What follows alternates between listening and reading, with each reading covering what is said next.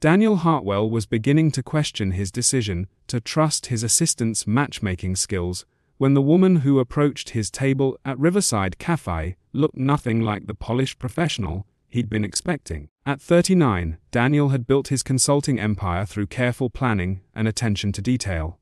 Even his personal life had become a series of calculated decisions, especially since becoming a single father to his 5-year-old daughter, Lily. 3 years ago, when his assistant Rebecca had suggested a blind date with her friend's sister, a successful marketing executive who loves children, Daniel had reluctantly agreed, but the young woman standing hesitantly beside his table, clutching a worn purse and wearing a simple blue dress that had clearly seen better days, was definitely not a marketing executive.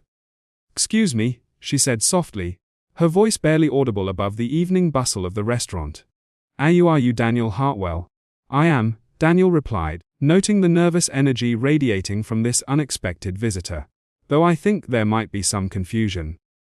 I'm supposed to be meeting Catherine Morrison." The woman finished, her cheeks flushing pink. I'm her sister. Emma. Catherine couldn't make it tonight and she sent me instead."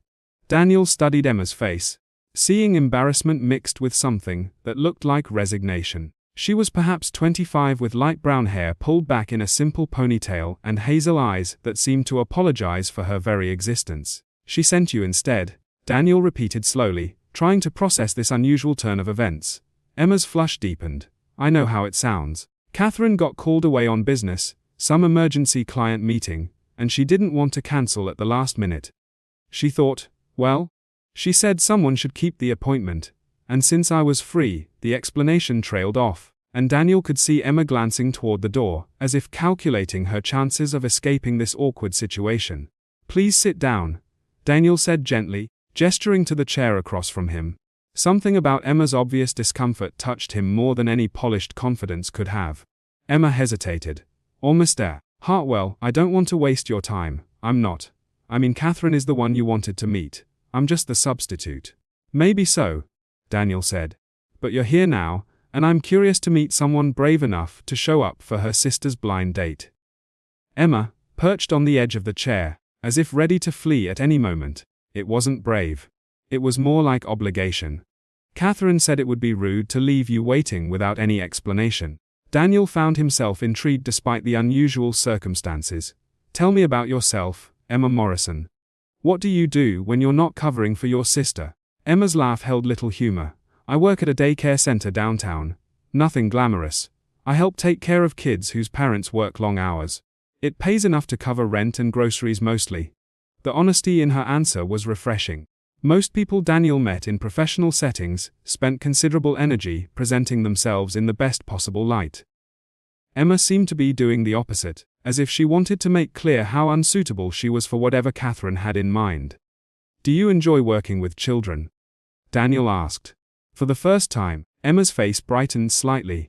"I love it, actually. The kids are amazing, so honest and creative, and full of hope. Even when their circumstances are difficult, they find ways to be joyful. They teach me something new every day." Daniel felt a familiar warmth at her words. "I have a 5-year-old daughter, Lily. She's with her babysitter tonight, probably trying to convince Mrs. Chen to let her stay up past her bedtime." Emma's smile became genuine. 5 is such a wonderful age. They're old enough to have real conversations, but still young enough to believe in magic. "What's she like?"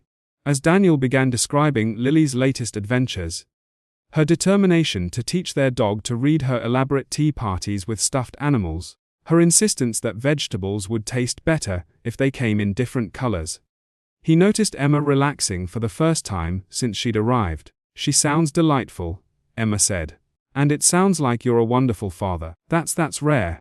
Something in Emma's tone suggested personal experience behind the observation, but Daniel didn't press.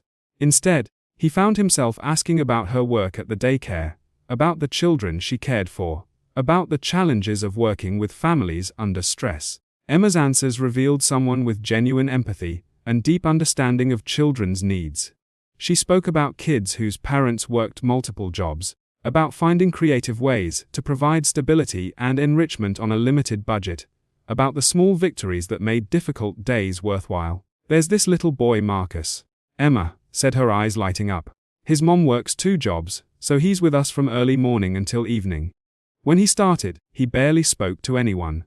But last week, he helped a new girl who was crying on her first day. He gave her his favorite crayon, and told her that yellow was the color of sunshine and sunshine always made things better. Daniel found himself completely absorbed in Emma's stories, forgetting entirely about the sophisticated marketing executive he'd expected to meet. Here was someone who understood what mattered. Not corporate achievements or networking connections, but the daily acts of kindness that actually improved people's lives. Emma, Daniel said during a brief pause in their conversation, I have to ask, why did Catherine really send you tonight? Emma's comfort evaporated instantly. She looked down at her hands, fidgeting with her simple silver ring. The truth, she said quietly. Catherine took one look at your photo and decided you were too good, looking and successful for her to handle. She gets nervous around men like you. Powerful, wealthy, confident. She thought maybe if you met me first, you'd be less intimidating when you actually went out with her. Daniel stared at Emma in disbelief. She sent you as what? A practice run. Emma's nod was barely perceptible. Catherine's always been like that.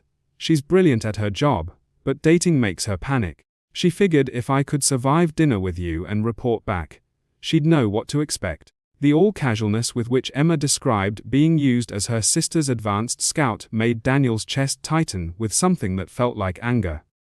Not at Emma, but at a system of relationships that had taught her to accept such treatment as normal. And I'll go to this, Daniel asked gently. Emma shrugged. Catherine helped pay for my community college classes when I was getting my early childhood education certificate. I owe her a lot.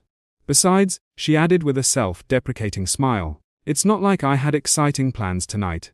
Daniel leaned back in his chair, studying Emma's face. Here was someone who'd been asked to serve as a placeholder, a warm-up act for the real event, and she'd accepted the role with grace and dignity. More than that, she'd been more engaging, more genuine, and more interesting than any woman he'd met in months. Emma, Daniel said slowly, what if I told you I'm not interested in meeting Catherine? Emma's eyes widened. But she's successful and beautiful and sophisticated.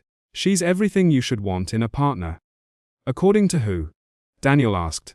Emma, you've spent the last hour telling me about your work with children, about finding joy in small moments, about the importance of kindness over ambition. Those are exactly the qualities I'd want in a partner. Those are exactly the qualities I'd want in a mother figure for Lily. Emma stared at him as if he'd spoken in a foreign language. Mr. Hartwell, I think you're confused. I'm not. I mean, I work at a daycare. I live in a studio apartment. I drive a 15-year-old car when it's running. I'm not the kind of woman men like you date. Men like me? Daniel repeated.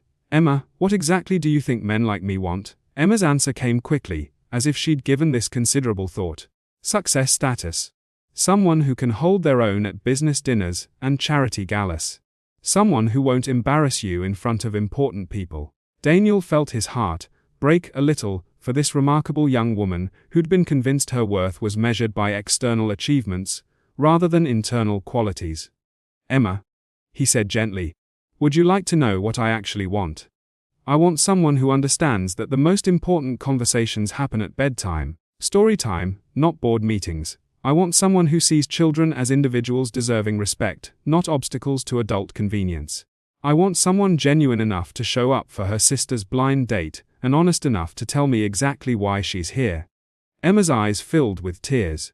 You don't mean that. I absolutely mean it. Emma, would you be willing to let me take you and Lily to the Children's Museum this weekend, not as Catherine's substitute? Not as a favor to anyone, but because I'd genuinely like to spend time with you. The invitation seemed to overwhelm Emma completely. She looked around the restaurant as if seeking an escape route, then back at Daniel's earnest face. I don't understand, she whispered. Why would you want to spend time with me when you could have Catherine? Daniel reached across the table and gently took Emma's hand. Because in the past hour, you've shown me more authenticity, more compassion, and more wisdom than I've encountered in months of professional networking. Because you light up when you talk about children, and that tells me everything I need to know about your character. Because you agreed to an uncomfortable situation to help your sister, and that tells me about your loyalty. He paused, choosing his words carefully.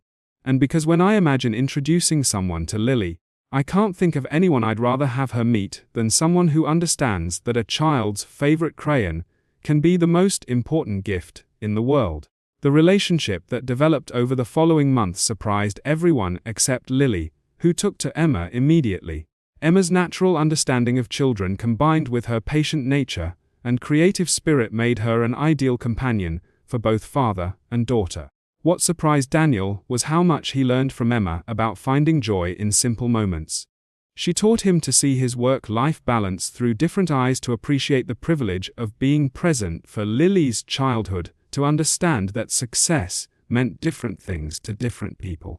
Emma, for her part, slowly came to believe that she deserved the love and respect Daniel offered so freely.